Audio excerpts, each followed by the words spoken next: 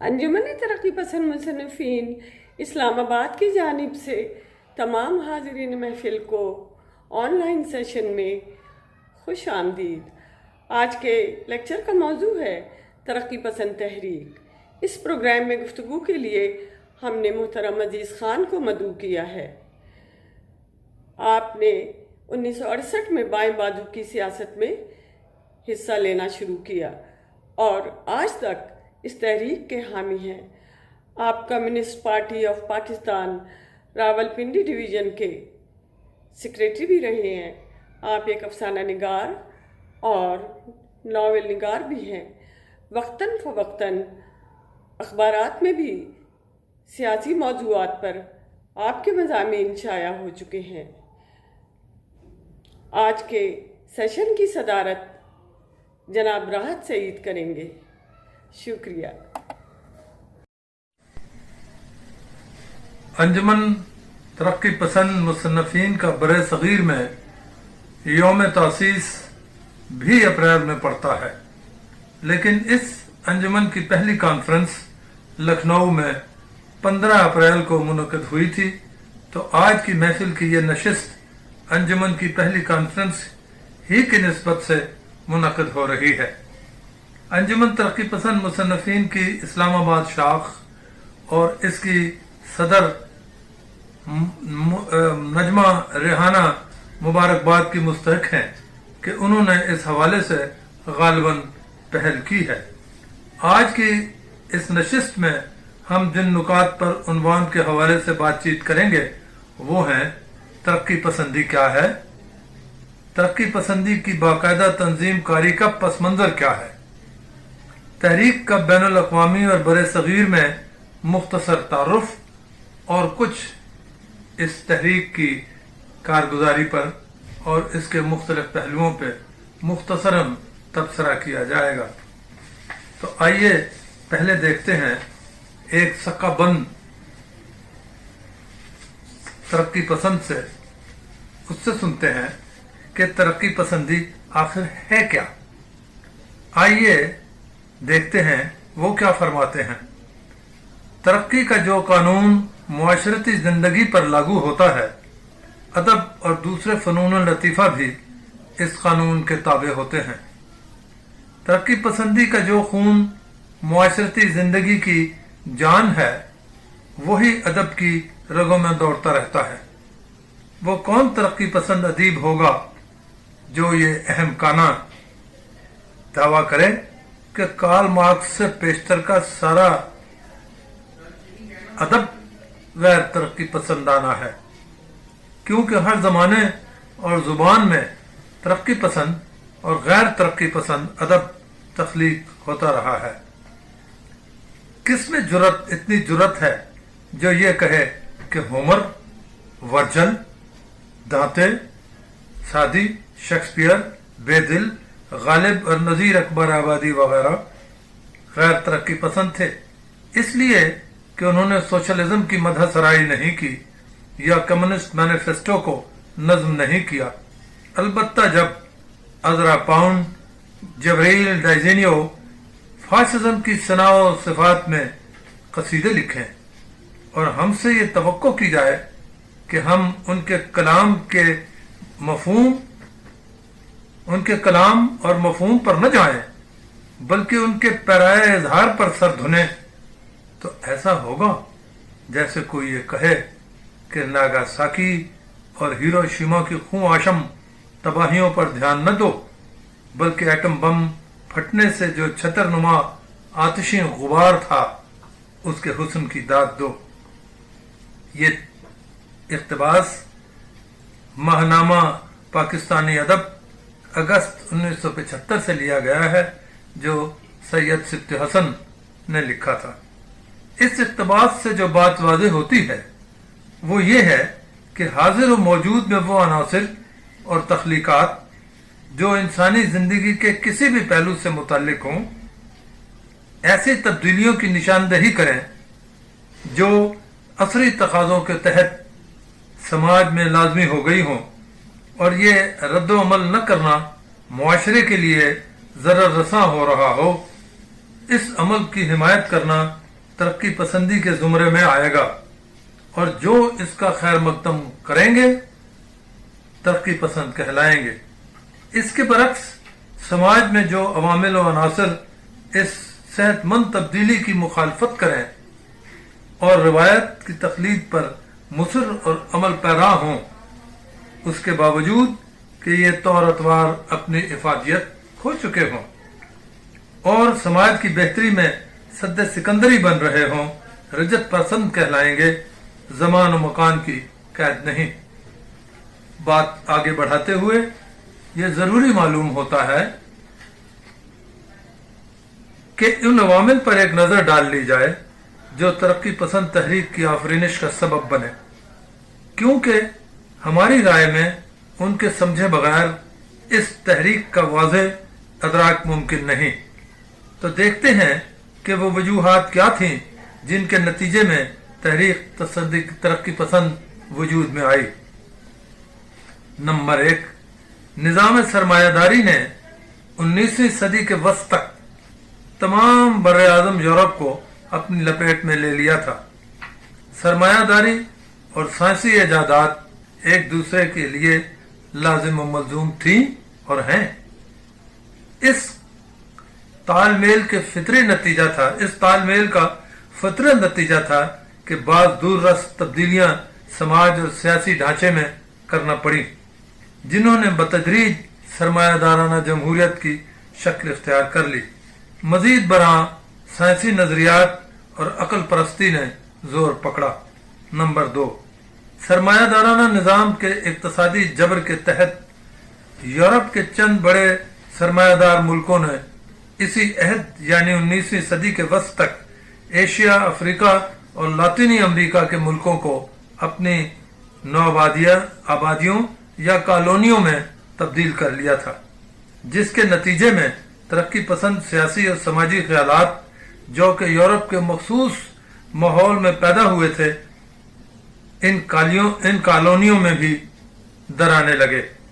ان نوآبادیات میں بر صغیر ایک نمایاں مقام کا حامل تھا، لہذا یہاں بھی یہ اثرات وارد ہوئے۔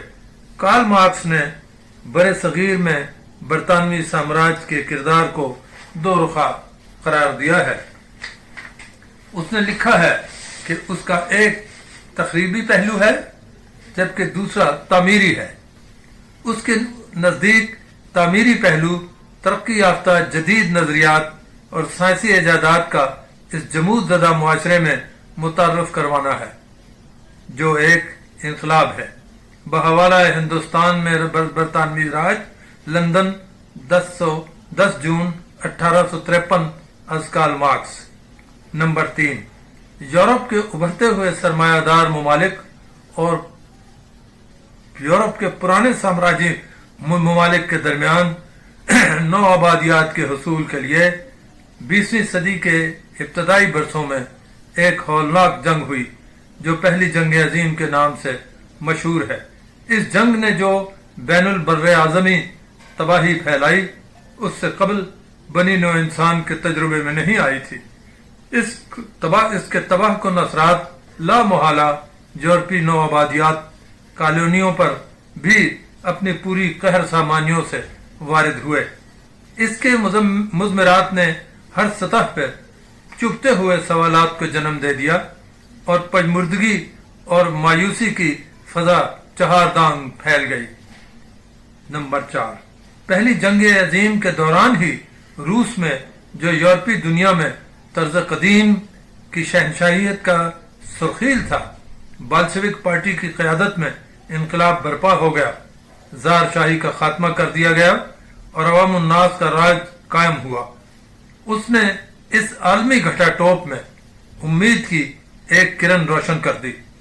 سیاسی اور سماجی طور پر نو آبادیات اس سے بے حد متاثر ہوئیں، نتیجتاً ادب اور فن پر اس کے اثرات گہرے طور پر ظاہر ہوئے۔ بر صغیر بھی ایک کالونی تھا۔ اس صورتحال میں یورپ کے سرکردہ مصنفین، شعراء اور دانشوروں نے ایک اہم قدم اٹھایا اور اب کوٹیشن ہے، ادب و تہذیب کی حفاظت کے لیے گورکی، غومین غولام، تھامس مان، ہنری باریوس اور آندرے مالرو کی سربراہی میں 1935 میں ادیبوں کی بین الاقوامی کانفرنس پیرس میں منعقد ہوئی، جس میں ساری دنیا کے بڑے بڑے ادیب شریک ہوئے۔ اس کانفرنس میں ہندوستان کا کوئی بڑا ادیب نہیں شریک ہو سکا تھا، لیکن سجاد ظہیر اور ملک راج آنند نے، جو اس زمانے میں لندن میں تھے، شرکت کی۔ اس زمانے میں ٹیگور نے اپنی آواز فاشزم کے مخالفت میں بلند کی۔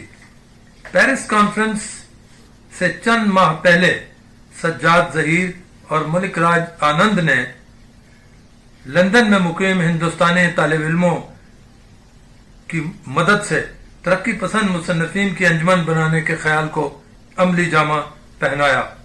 لندن کی نانکنگ ریسٹوران میں اس کا پہلا اعلان نامہ تیار کیا گیا، جس پر ہندوستان کے بڑے بڑے محترم ادیبوں نے بات کو دستخط کیے، اور پھر اس اعلان نامے کی بنیاد پر 15 اپریل 1936 میں انجمن کی پہلی کانفرنس لکھنؤ میں منشی پریم چند کی زیر صدارت منعقد ہوئی۔ ترقی پسند تحریک تیزی سے پھیلنے لگی اور اردو کے بڑے بڑے ادیبوں اور شاعروں نے بھی اس کا خیر مقدم کیا، جس میں سب سے اہم پریم چند، جوش ملیح آبادی، حسرت موہانی، ڈاکٹر عبدالحق، ڈاکٹر عابد حسین، مولانا نیاز فتح پوری، قاضی عبدالغفار، فراق گورکھپوری، علی عباس حسینی اور ساغر نظامی کے نام ہیں۔ اقبال نے بھی میں دوبارہ اس کو آپ کی خدمت میں پیش کروں گا، اقبال نے بھی سجاد ظہیر کی حوصلہ افزائی کی۔ ترقی پسند ادب، علی سردار جعفری، صفحہ 180-181۔ اس ضمن میں انجمن ترقی پسند مصنفین کی تخلیق کے بارے میں احمد علی نے سیپ میں کچھ یہ کہا ہے۔ یہ ان کا احمد علی صاحب کا کہنا ہے، محمود الظفر نے اور میرے اور رشید جہاں کے مشورے سے 1933 میں انجمن ترقی پسند مصنفین کے قیام کا اعلان کیا، اور کیونکہ سجاد ظہیر اس وقت لندن میں تھے، ان کی رضامندی کا ذمہ لیا، جو انہوں نے خود بھی بذریعہ خط بھیج دی۔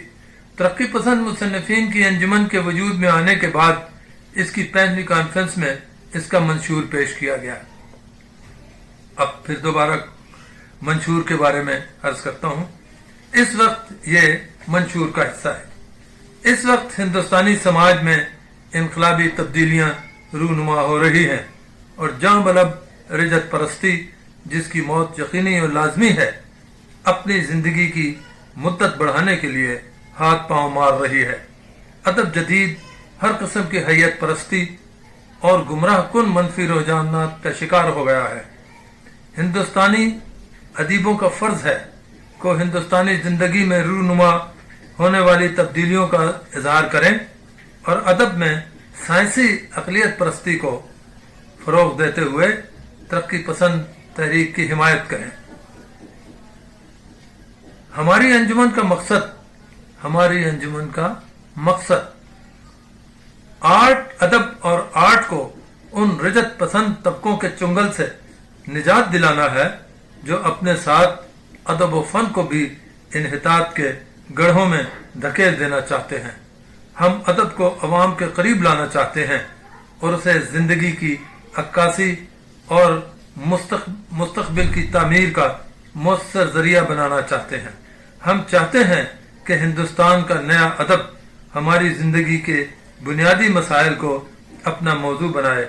یہ بھوک، افلاس، سماجی پستی اور غلامی کے مسائل ہیں۔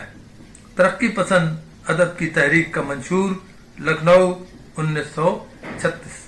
اس میں آپ یہ دیکھیں کہ یہ صرف زبان تک محدود نہیں تھا، بلکہ ترقی پسند تحریک جو ہے، اس کے اثرات دوسرے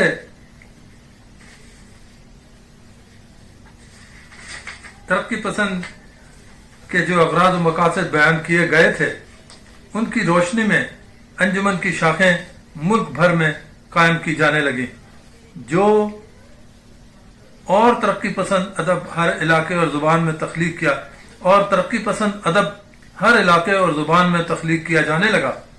لیکن اس امر سے انکار نہیں کہ اردو ہی ترقی پسند تحریک کی غرض و غایت کی اغوا کار زبان بن گئی۔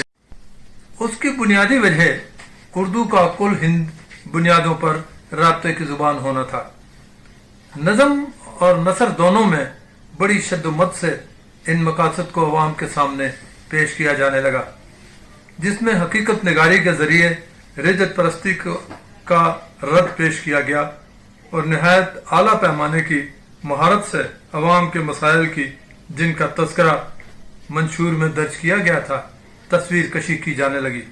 یہ تمام عمل شعر و ادب تک محدود نہیں رہا تھا، گرچہ یہی اس کا بڑا ہتھیار تھا، لیکن فن کے دیگر شعبوں میں بھی تحریک ترقی پسند اپنی کارکردگی نمایاں طور پر ظاہر کرتی ہوئی نظر آتی ہے۔ شعر و ادب میں حضرت موہانی، جوش ملیح آبادی، اسرار الحق مجاز، فیض احمد فیض، ساحر لدھیانوی، ظہیر کاشمیری، احمد ندیم قاسمی، حبیب جالب بہت نمایاں ہیں۔ نثر نگاروں میں احمد علی، کرشن چندر، عصمت چغتائی، سبت حسن، سجاد ظہیر کے نام اثر من الشمس ہیں۔ دیگر فنون میں فلم، ڈرامہ، تھیٹر، رقص بھی بے حد متاثر ہوئے۔ ڈائریکٹر محبوب خان کی فلم روٹی، مدر انڈیا، بیمل رائے کی 2 بیگھہ زمین، ضیاء سرحدی کی ہم لوگ، راج کپور کی آوارہ اور بوٹ پالش، مرزا سعید اختر کی البرٹ پنسو کو غصہ کیوں آتا ہے تحریک کا نمایاں اثر لیے ہوئے ہیں، چونکہ یہ اہم ترین مثالیں ہیں۔ اس کے علاوہ فیض صاحب نے، بشیر احمد نے اور ریاض شاہد نے بھی اس تحریک سے متاثر ہو کر مختلف فلمیں بنائی اور ان میں تحریر بھی، فلموں کی کہانیاں بھی تحریر کی۔ یہ تقسیم کے بعد کی بات ہے۔ ترقی پسند تحریک میں تمام امور یکسویت ترقی پسند تحریک میں تمام امور پر یکسویت مشاہدے میں نہیں آتی، کیونکہ اس میں کچھ لوگوں کا یہ خیال تھا کہ تحریک کو سیاسی پلیٹ فارم نہ بنایا جائے، اسے شعر و ادب تک محدود رکھا جائے، اس کے ذریعے ہی منشور کی روشنی میں تخلیقات کی جائیں۔ انجمن میں وقت گزرنے پر اشتراکی خیالات کے حامی غالب آتے چلے گئے، لیکن یہ حضرات بھی واضح طور پر 2 نقطہ نظر کے حامی تھے۔ ان میں کچھ اشتراکیت کے اقتصادی پہلو سے تو مکمل اتفاق رکھتے تھے، لیکن مذہب مخالف نہیں تھے۔ حسرت کا یہ کہنا عرض کرتا ہوں، واقع یہ ہے کہ ہم لوگ مذہب کے بارے میں انتہا درجے کی رواداری کو مناسب سمجھتے ہیں۔ ہم ہر مذہب کے وجود کو تسلیم کرتے ہیں۔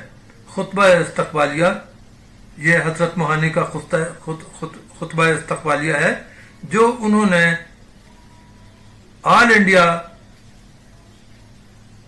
پہلی آل انڈیا کمیونسٹ کانفرنس کا کانپور میں جو خطبہ استقبالیہ پڑھا، یہ میں نے اس سے اقتباس آپ کی خدمت میں پیش کیا ہے۔ جوش ملیح آبادی صاحب نے اپنی یادوں کی بارات میں واضح طور پر اپنا تبرعی شیعہ ہونے کا تیقن کیا ہے۔ یہ ان کی کتاب میں 145 صفحے پر ہے۔ ان کی شادی اور اس کے متعلق اس پر ایک لمبا مقدمہ بھی اس بات کا ثبوت ہے کہ وہ کسی نہ کسی صورت سے مذہب سے وابستہ رہے تھے اور تھے۔ احمد ندیم قاسمی بھی اس مسئلے میں واضح طور پر کہتے ہیں کہ وہ مذہب کے مخالف نہیں ہیں۔ دوسرا دھڑا نہ صرف اشتراکی اقتصادیات بلکہ اس کے فلسفہ دہریت کا بھی پیروکار تھا، جس میں سجاد ظہیر، سبت حسن، فیض احمد فیض، ظہیر کاشمیری وغیرہ نمایاں ہیں۔ لیکن اس بات کا خیال رکھا جائے کہ اس حوالے میں بھی ایک چیز ہے کہ انجمن ترقی پسند تحریک آزادی اور مخالف سامراج کی بھی نمائندگی کرتی تھی.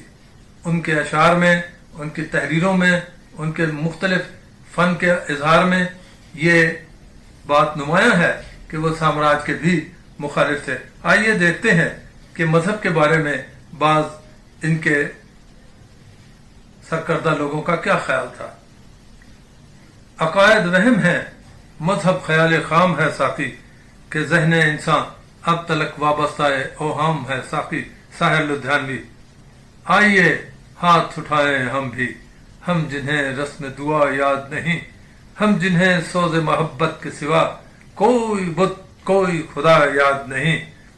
یہ فیض صاحب کا ہے. سحر کے زور سے تخلیق کیا، سحر جادو سحر کے زور سے تخلیق کیا کرتے ہیں، کہیں ازرائے تخیل کہیں لیلائے مجاز. العجب شوبدہ بازوں کے طلسمی نغمات، پھیل جاتی ہے دھندلکوں میں بھیانک آواز. خواہش مرگ چٹانوں پہ ابھر آتی ہے، غار در غار سرک جاتے ہیں تخریب کے راز. شوبدہ باز تمنائیں کیا کرتے ہیں کہ اسی سرد اندھیرے میں گزر جائے رات، تا ابد ایک جمود ایک سکون طاری رہے، ہونے پائے نہ کوئی گردش ایام کی بات. یہ جو آخری اشعار تھے یہ میں نے ظہیر کاشمیری کے پڑھے ہیں. آپ اس میں دیکھیے گا کہ جو اس تحریک میں ٹھہراؤ کی صورت پیدا ہوئی پاکستان میں خاص طور پہ اور ہندوستان میں بھی، لیکن یہ کیونکہ اردو میں ہمیں بڑی نمایاں نظر آتی ہے اور زبانوں میں بھی یہ ادب تخلیق ہوتا رہا ہے، لیکن ہم اس کے بارے میں یہاں وقت کی کمی کی وجہ سے بات نہیں کر سکتے. ایک بات یہ دیکھیے کہ ہندوستان میں اردو کی مسلسل کم مائگی ہونے کی، کمتر درجہ ہونے کی وجہ سے یہ بات ظہور پذیر ہوئی. لیکن پاکستان میں جو پنڈی سازش کیس نے اس تحریک پہ اثرات منعقد کیے وہ بڑے بھیانک تھے. اس کے سرکردہ حضرات جو تھے وہ اس سازش میں ملوث کیے گئے یا ان پر مقدمہ بنایا گیا. اس کے نتیجے میں حکومت کو ایک موقع مل گیا کہ وہ تحریک کو دبائے اور اس کے لوگوں پر مقدمات قائم کر کے اس کو تتر بتر کر دیں. اب یہ آپ دیکھ لیجئے گا کہ آج پھر ہم دیکھتے ہیں کیونکہ تحریکیں ابھرتی رہتی ہیں، سکڑتی رہتی ہیں. اگر ان میں سچائی ہو تو وہ سچائی انہیں قائم رکھتی ہے. ذوالفقار علی بھٹو نے کہا تھا if our cause is just we are ready to meet any situation if need be complete isolation but a just cause is seldom isolated. اگر ہم حق پر ہیں تو ہم ہر حالت کا مقابلہ کرنے کے لیے تیار ہیں. ممکن ہوا تو تنہا بھی، لیکن یہ ممکن نہیں ہے کہ ایک بات سچ ہو اور وہ تنہا رہ جائے. بہت بہت شکریہ.